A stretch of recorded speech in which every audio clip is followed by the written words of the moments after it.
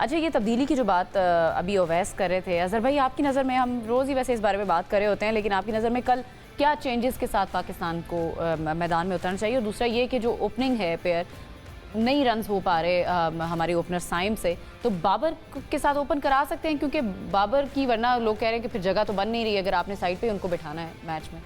मेरा नहीं ख्याल कि कल के मैच में कुछ चेंज होगी। आई थिंक जो पिछली मैच में आपने टीम खेली है वही टीम खेलेगी। मतलब अब जाहिर सी बात है, अगर आप इस वक्त नाफे की जगह पे आप फ़खर को वापस लेके आ रहे हैं, अगर आप लेके आते हैं तो आप क्या मैसेज दे रहे हैं एज ए यंगस्टर को? जी हमने आपको एक मैच खिलाया, आपने नहीं किया तो हमने आपको बाहर कर दिया। तो वही मैं बात कर रहा हूँ कि कंसिस्टेंसी होनी चाहिए। अगर आप उसको नहीं खिलाएंगे तो उस बच्चे के साथ जाती है, ठीक है। लेकिन अगर आप देखते हैं कि उनकी टीम को देख के अगर आप ये टेक्टिकल मूव करना चाह रहे हैं तो फिर आपको पहले ही ये करनी चाहिए, पहले ही फ़खर को इन कर जी बिल्कुल। जाहिर सी बात है कि अगर मैं यही कहता हूँ कि आप अब उस लड़के को भी कॉन्फिडेंस नहीं आएगा। नाफे हम बात कर रहे हैं कि ही is a promising young cricketer, उसको भी कॉन्फिडेंस नहीं आएगा एक मैच में, यार मैं आउट हो गया तो मुझे मैच तो डिसाइड नहीं कर सकता। तो यही बात है, मुझे नहीं लगता कि आप वो चेंज करेंगे। हो सकता है कि हम जो कल पिछले मैच में टीम खेली है वही टीम खेलें। और बैटिंग ऑर्डर भी जो बाबर की मैं बात कर रही हूँ, ओपन करा सकते हैं। मैं वैसे अपनी अंडरस्टैंडिंग के लिए, अगर आप, मुझे पता है क्योंकि बड़ा मैच ऑब्वियसली सुपर 8 है, आप वही विनिंग कॉम्बिनेशन के साथ जाते हो, लेकिन अगर मैं ऑलराउंडर्स की बात करूँ, फॉर एग्जाम्पल, क्या ऐसे हो सकता है कि हम फ़हीम अशरफ को रेस्ट दे के, क्योंकि आपके पास वैसे भी ऑलराउंडर्स मौजूद तो हैं, नवाज़ की बात करें, शादाब भी बॉलिंग करवा रहे हैं, लाइक परफॉर्म तो कर रहे हैं, उसकी जगह आप जेन्युइन एक पेस बैटरी लेके आए। ठीक है उसने परफॉर्म तो किया सलमान ने, लेकिन वो फिर स्टिल फील होता है कि एक जेन्युइन पेस बैटरी आपको नसीम शाह को आप टीम में लेके आ सकें।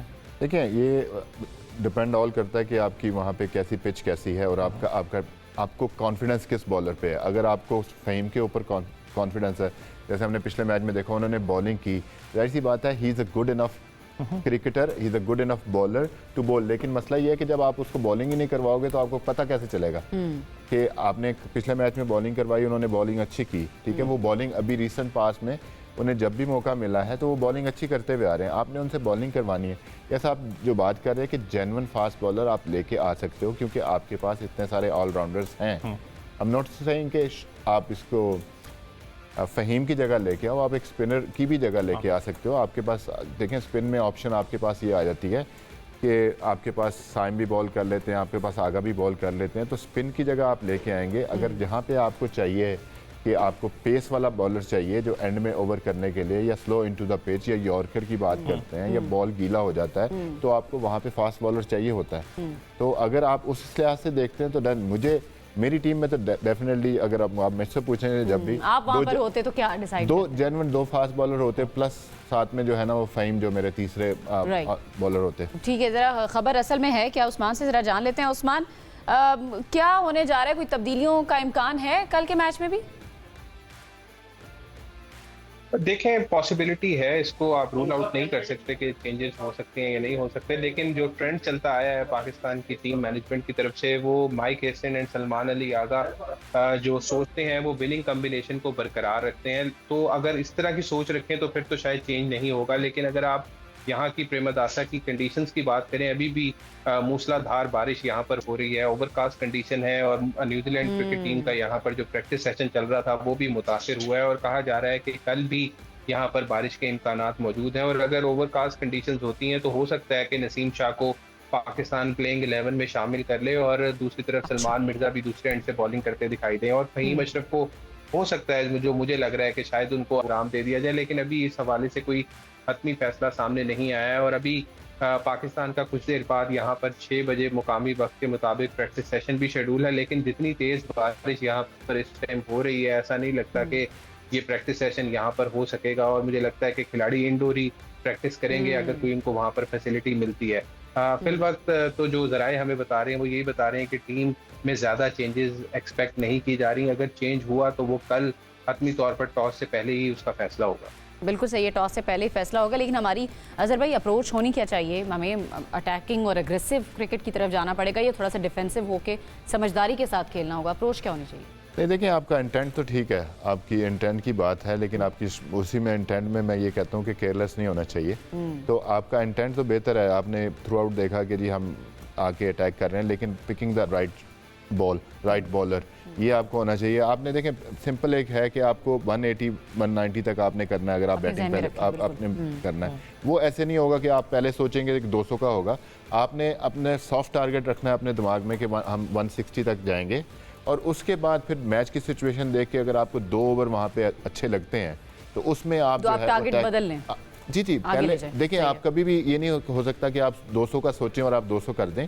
आपको होता क्या है कि आप एक टारगेट लेके चलते हैं, सॉफ्ट टारगेट है 160। अगर आपकी प्लेटफॉर्म सेट है, आपके सेट बेटर हैं, तो आप एक बॉलर को चांस लेते हैं कि आप ओके हम नेक्स्ट 2 ओवर में हम चांस लेंगे, और हम अगर 30 रन करते हैं तो वही जो आपका टारगेट जो होता है 160 जो है ना, वो 180 पे चला जाता है, 185 90 पे चला जाता है। तो इस तरह होता है कि आपने पावर प्ले खेलना है, एंड देन मिडिल पीरियड में और एंड पीरियड में आपने कहाँ पे एक्सेलरेट करना है। अच्छा, लेकिन वो पिछली दफ़ा टॉस वाली भी कंट्रोवर्सी काफ़ी हो गई थी, भाई पाकिस्तान ने टॉस जीता और अपनी स्ट्रेंथ पे नहीं खेला। टॉस जीतते हैं तो फिर क्या फैसला करना चाहिए पाकिस्तान को? आप देखें, अभी आप देखें एक सिंपल सी चीज़ है कि आप किस पे इन्हिसार कर रहे हैं, आपकी बैटिंग ज़्यादा तगड़ी है या बॉलिंग तगड़ी है।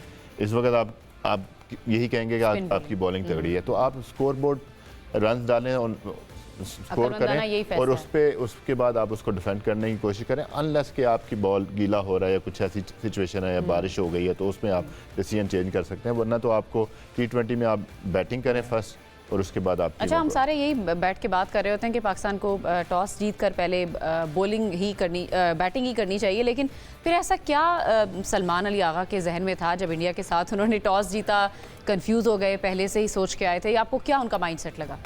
अब देखें, ऑब्वियसली मैनेजमेंट वहाँ बैठी होती है, टॉस से पहले बात भी होती है, शायद वो डकवर्स वाला मामला भी था क्योंकि बारिश इफेक्ट वाला भी होता है, लेकिन मैं हमेशा अपनी स्ट्रेंथ पे जाऊँगा। आपकी स्ट्रेंथ इस वक्त पाकिस्तान की bowling as compared to batting. अगर आप पाकिस्तान की हिस्टोरिकली उठा के इन चेज इन द T20 आप देखें, बड़े पैचेस के अंदर आपने स्कोर ज़रूर किया, चाहे वो बाबर और रिजवान वाला मैच याद आ जाता है, लेकिन जब आप बड़ा रन चेस करते हो, कोई भी आपने रन चेस करना, तो आपके जो मिडिल, खास करके जो आपका मिडिल ऑर्डर है, वो इतना इंपॉर्टेंट होता है कि वो फ्रीक्वेंटली परफॉर्म कर रहा हो। हमारा मसला ये है कि हम अगर आप पहले को भी उठा के देखें, अपने मिडिल को भी देखें, वो डामाडोल है। फिर मैंने कहा ना कि फोर्सफुल है, पैचेस के अंदर परफॉर्मेंसेज आ रही हैं। एक अच्छी बात होती है मेरे लिए, मुझे पता है कि हर चीज़ आपकी टेस्टेड है बिफोर सुपर 8। न्यूजीलैंड की बात कर लूँ, जैसे अभी फिर मैं कहता हूँ कि उनकी टीम प्रॉपर टेस्ट नहीं हुई। जो साइकोलॉजिकल टेस्ट होता है ना कि आप पे प्रेशर आता है, उसमें बाउंस कैसे आप आते हो, हम तो गुजरे हैं, हम हमेशा गुजरते हैं, हमें पता होता है कि इन कंडीशन से वापस आना है। लेकिन आपका जो इस वक्त स्ट्रॉन्ग पॉइंट है वो बॉलिंग ऑप्शन है, तो मैं खुद चाहूँगा कि अगर आप टॉस जीतते हो तो आप पहले बैटिंग करो, क्योंकि आपकी स्ट्रेंथ बॉलिंग है। लेकिन बड़ा इंपॉर्टेंट है, जैसे अभी बता भी रहे थे कि ओवरकास्ट कंडीशंस हैं, जैसे अदर भाई ने बात की, अगर ओवरकास्ट कंडीशंस होती हैं आपको नजर आता है, क्योंकि पाकिस्तान का जो डेथ ओवर की बात है, सलमान मिर्जा इतना एक्यूरेट नहीं as compared to death over की डिलीवरी की बात करते हैं, वो अच्छा है। ओपन के अंदर आप कर लें, मिडल ओवर्स के अंदर जब थोड़ा सा बॉल अपना सेमी नहीं होता है, वो बहुत अच्छा है। लेकिन जहां पर आपको डेथ की जरूरत है, जहां पर शायद आप रिवर्स स्विंग भी थोड़ा सा यूटिलाइज कर सकते हो, लेकिन ओवरकास्ट कंडीशन को देखते हुए तो नसीम शाह अच्छी ऑप्शन आपके पास है, आप सेकंड कमांड में उसको रख सकते हैं। लेकिन पाकिस्तान को यहाँ पर एडवांटेज भी है ना, इस स्टेडियम में पाकिस्तान तो पहले खेल चुका है, क्लाइमेटाइज अपने आप को कर चुका है,